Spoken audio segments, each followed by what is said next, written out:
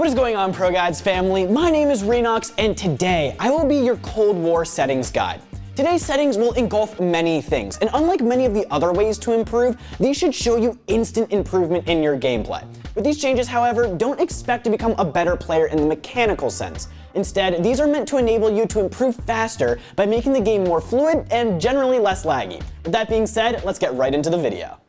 Alright guys, before getting into some of the more important individual settings, let's first go over some of the more basic settings that you have to set correctly in order to ensure that you have a strong base moving forward. First off, you have to play full screen. This is very important in order to minimize input lag. For those of you who don't know, input lag is the delay that occurs between you moving your mouse and the movement being processed in-game. Present-day technology has made this time frame unnoticeable for most players, but you don't want to take a step back by playing in windowed. Next up, you also want to make sure that your refresh rate is set to the maximum value possible. This is the maximum number of frames that your monitor is able to produce in a second. The reason you want to do this is simply because it will allow you to see your enemies earlier, in addition to making the game much more smooth with no real downsides. Next up, please disable VSync. VSync has its downsides and should not be used in esports titles. Luckily, however, the default setting is disabled, so you don't have to worry about changing the setting if you haven't changed it in the past. Lastly, you should also disable motion blur. Again, even if you think this makes your game more immersive, from a competitive standpoint, it significantly reduces your ability to see enemies when turning around.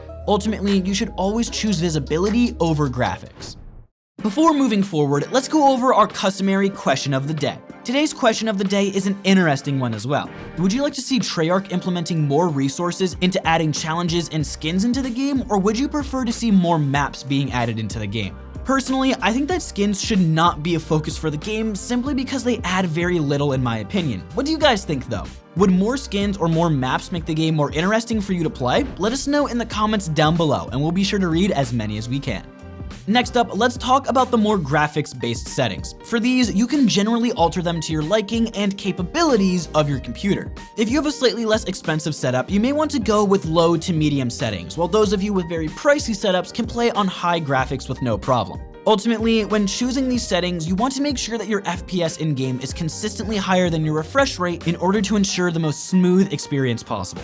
In order to view your FPS, you won't have to download external software. Simply navigate to the graphics settings and you'll find it there. One setting that is very important in this area, however, is render resolution. No matter how good your computer is, we recommend keeping this at 100. Although lowering it will get you better frames, your game will become a little bit more blurry. Now, you may be asking, didn't we just talk about performance over graphics? Yes. However, in this instance, you're not keeping the setting at 100 for beauty purposes, it simply just becomes harder to spot enemies as your vision gets more blurry. For this reason, you should stick to getting the most FPS possible by altering other settings such as model quality or shadow quality. Ultimately, if you don't know what settings you should change, you should first look at all of the reflection settings and lower them as much as possible in order to get that FPS. Ultimately, these settings do little to make the game look better and do matter quite a bit when it comes to FPS. For that reason, they are the best settings to look at initially when trying to get better performance out of the game.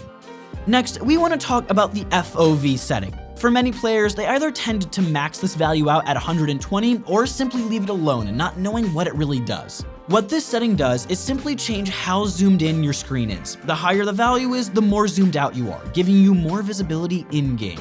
The lower it is, the more zoomed in you are, theoretically making you more accurate. Personally, we recommend changing this value from 100 to anywhere between 110 and 120. This is because although you will be more zoomed out, your FOV will zoom back in when using scoped weapons, allowing for the best of both worlds. Aside from making the game look better, you will also notice that you can see much more on your screen, sometimes even allowing you to spot enemies that you otherwise would not have noticed. If you feel like 120 FOV is a bit too extreme for you, which is for many, lower it to about 110, but as we said before, we don't recommend going anything lower than 100 for gameplay purposes. In order to ensure that you get that zoomed in feeling when scoping in with weapons, even if you don't have a scope attached, we recommend that you navigate to the ADS field of view settings. Once you have found it, you want to make sure that it is affected rather than independent. This setting should be defaulted on affected, but just in case you've changed it either on purpose or by accident, you want to be positive that it is on affected. If this is not the case, you will have a much harder time shooting enemies at longer ranges. In addition, the increased FOV that we discussed in the last section of the video will further impact your ability to hit long-range shots. Changing your FOV will require some getting used to, however, so once you've chosen an FOV that is right for you, we recommend not changing it around too much. Next up, let's go over some aim-based settings that you need to make sure that you have set correctly for consistency purposes. If you don't have the settings that we're about to discuss right now, you may notice that your shot is off throughout your matches, which might cause you to potentially lose some easy duels. First off, you want to find vehicle mouse sensitivity multiplier in the settings. After you've done this, you will notice that ADS mouse sensitivity low zoom, ADS mouse sensitivity high zoom, and vertical mouse sensitivity multiplier. You have to set all of these to 1. If you've altered any of them in the past, you need to ensure that you change them back. If you have any of these at other values, you will either overflick or underflick throughout your games. Furthermore, it will significantly reduce your ability to perform well due to the fact that you won't have developed the muscle memory for it. Throughout any FPS game, muscle memory is very important, simply because it is what will dictate how fast you're able to land your first shot. With increased or decreased aim multipliers throughout the game, you will need to move your mouse various amounts in order to move your crosshair the same amount in-game, which expectedly will lower your ability to be consistent. Next up, you want to make sure that mouse acceleration, mouse smoothing, and mouse filtering are all set to 0. This is for the same reason as the last point. You want to make sure that you're fully able to control your aim throughout the game.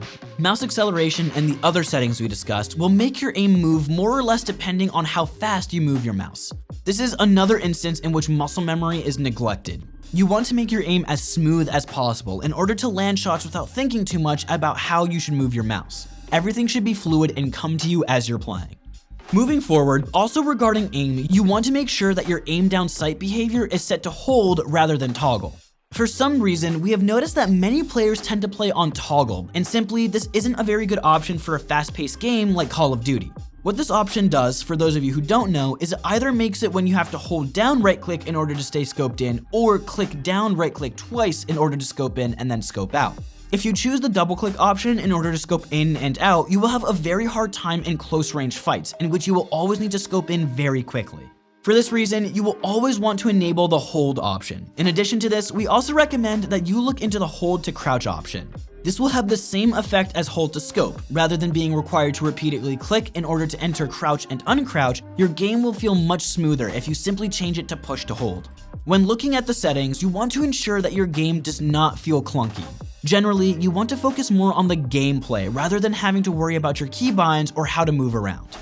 One of the more crucial settings categories to look into is definitely keybinds. This will directly impact the way that you can move throughout the game and how effective you will be in making certain movements. In our opinion, we have found that there are really only 3 to 4 keybinds that are crucial to change when starting off. Firstly, we recommend changing your crouch button in order to ensure that you are still able to move around while you are crouched. Furthermore, we recommend that you change your melee, lethal, and tactical to your mouse buttons if possible. This will allow you to move around perfectly while still holding a grenade. For instance, in-game, you will need to hold grenades out for an extended period of time in order for them to detonate as soon as you release them. If you keep the bind on default, or if you change it to something like F or G, you won't be able to press D while your grenade is out. This may cause you problems in-game. Although it may not cause too much hassle moving forward, there is no reason to increase the potential of you not getting a kill when you are fully capable of getting it if you were simply able to move to the right. The final keybind that we recommend that you change is the next weapon keybind. You should move this key close to your movement keys, or WASD. In our opinion, the most effective key that we have found for this is Q. By changing this key to Q, you will be able to switch your weapons very quickly throughout your games. For instance, if you're playing with a sniper, you may not have enough time to click 2 in order to quickly change to a pistol.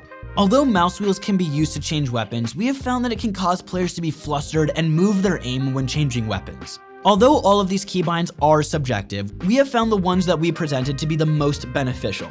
There is no black and white method for improvement, but in our opinion, by changing your keybinds in the way that we stated, you will find that it becomes much easier to make certain plays in-game, which in the end should be the goal when deciding to change your binds. We know that some of this information may seem a bit hard to understand at first. In order to improve as fast as possible, we recommend that you visit ProGuides.com. There, our pros will be able to directly help you with any of your needs, whether they include settings or more advanced in-game tactics. Furthermore, it's important to mention that our coaching is available at any time of day from any region. Our coaches are always available for live coaching at your discretion, allowing for the most seamless experience possible. Well guys, we hope that the settings presented to you in this video will help you improve throughout the game. This is by far one of the quickest methods to see change inside of the game. Make sure you are implementing the settings that will work for you, and be sure to give yourself some time to get accustomed to your new settings. With all that being said, good luck, stay safe, and I'll see you all in the next one.